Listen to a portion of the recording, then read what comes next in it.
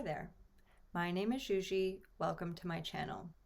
This space is for everyone and anyone who is looking to explore self-development and relationships through the human design system. Today I want to look at Ben and Jen, Benifer if you will, because they just got married. Hooray! It's a piece of news that hit the internet recently, and this actually follows her recently released documentary on Netflix, which I happened to watch. And of course, I can't watch anything like that without looking up the person's chart. And of course, I saw a lot of things from the documentary that really check out. So JLo is a 6'2" split definition sacral manifesting generator, and Ben Affleck is a 5'1" single definition sacral manifesting generator. So in fact, they are really well matched in terms of their strategy and authority being the same, which is I don't want to say preferable, but Ra did say that type for type was usually best. And so this really starts off the conversation about their compatibility in general. But so I just want to talk about JLo real quick because, again, this documentary was pretty telling about her life.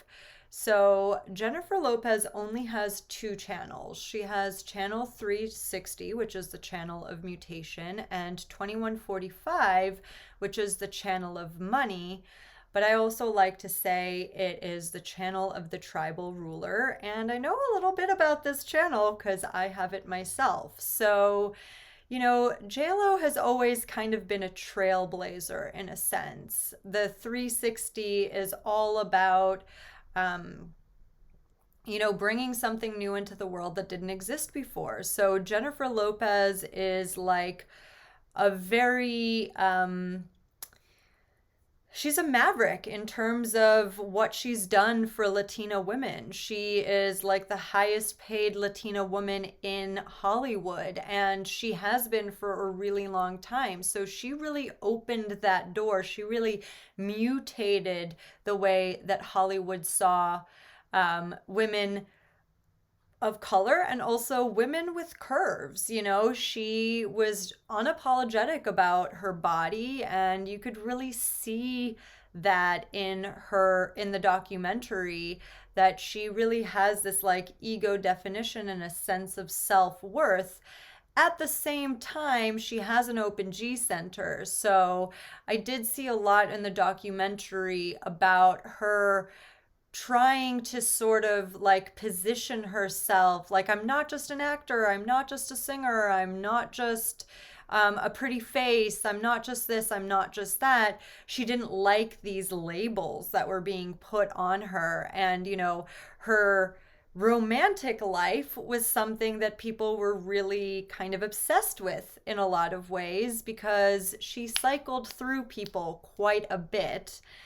And she was in her third line process in the beginning of her career. So, of course, she was dating a lot of different kinds of people. How do you go from dating Puff Daddy to dating Ben Affleck? I mean, those two things don't seem like they're lined up. Like, Ben Affleck is kind of this like rough and tumble, uh, like South Boston guy, and P. Diddy is like, this hip hop maven. So she definitely tried a lot of different kinds of men. She definitely bumped into a lot of different kinds of people. And so, like, sometimes she was like fashion Jennifer, sometimes she was like Jenny from the block. Like, there are so many different iterations. And then J-Lo was like the singer, really. She was like an actress before she was a singer. She was a dancer before she was an actress. So, she has a very versatile, she's a multi-talented artist, and that's really in line with being a manifesting generator.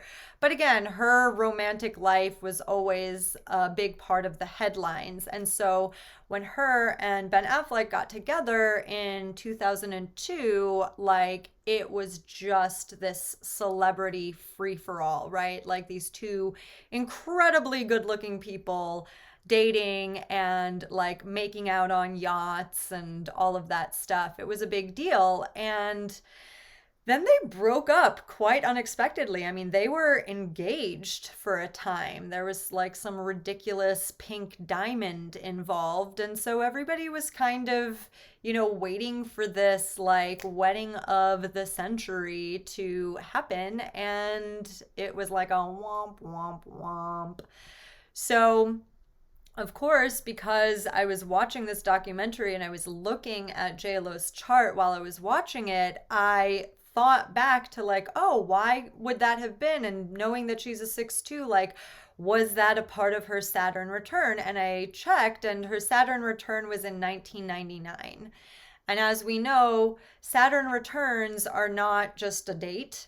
It is about a 5-year window. So, it was very much within her Saturn return time that they broke up. And I mean, the third line process is about bonds made and broken. So it makes a lot of sense that that was just not necessarily the right timing for the two of them, even though they seemed to be this like power couple, even though they seemed to really dig each other. I mean, they couldn't keep their hands off each other, which we will get to in a moment. But it was really sort of this shifting time for Jennifer. And so it was probably all of this, climbing onto the roof, making sense of the first 30 years, difficult time that probably tore them apart. Now, like I said, Ben is a 5'1", and so that projection field on him may have had something to do with it. Like, Jennifer's always looking for herself as this open G, right? And so she is constantly looking to somebody else to kind of guide the way. And that projection field just may not have been correct at the time. Like, was Ben in a position to be able to guide her? He's actually a few years younger than her. I don't know if anybody knew that, but I had to look up his birthday and I realized that she's a few years older than him. So that projection field may have been tough initially. The timing was probably not completely aligned for her. And then they broke up and they went and had completely different families. He was married to Jennifer Garner, had 3 kids. She had twins from Mark Anthony. And then those bonds were broken in both cases. And now she is in her Chiron return, which is when the role model, the 6th line, comes off the roof and it's time for them to blossom. And she said that many times in the documentary. I feel like I'm just getting started. I feel like life is just beginning. I feel like I'm just coming out of my shell or into my own or whatever. Like, there was, a part of the doc where she was talking about how like she might be up for an Oscar for her movie Hustlers, and like how that would just super validate the fact that like women in their 50s can be sexy, can be powerhouses, can like,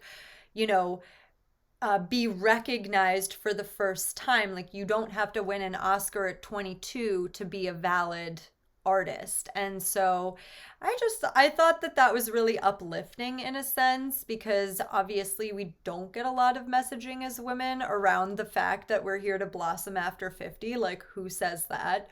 Oh yeah, Jane Fonda did. But the more voices that amplify this idea, I feel like the better off we will be, because it did kind of seem like Jennifer was trying to like tick these boxes of this timeline of like, I want to be a recording artist by this age and I want to have kids by this age. And that may have been a pitfall of her relationship with Ben, who may not have been ready for all of that quite yet. So I'm just going to switch the chart because I'm looking at it now. I'm going to look at Ben and Jen together. And Ooh, what is immediately obvious is that they are what we call 9 and O nowhere to go, which means they have 9 centers defined together when they're in auric contact. And the way that I describe the 9 and O is that it can be really, really juicy and comfortable, and like everything you need is right there in the relationship. You don't need to go out and seek any other chemistry outside of the relationship. And that can be really nice at first, and then it can be suffocating. And maybe both of them felt like they were suffocating. Maybe only one of them felt like they were suffocating. But for sure, it didn't work out 20 years ago. So, I also want to talk about the fact that they have 4 electromagnetic connections, including the channel of mating. These two cannot keep their hands off of each other on the red carpet. His hand is always on her butt. When it's like candid shots of them like walking, they're hand holding, his arm is around her. Like there is just so much chemistry between these two. And I really think that it's this 59-6 connection that we can look to see that. I mean, the channel of mating is literally about sexuality. So the fact that this is where they connect, it is really quite something.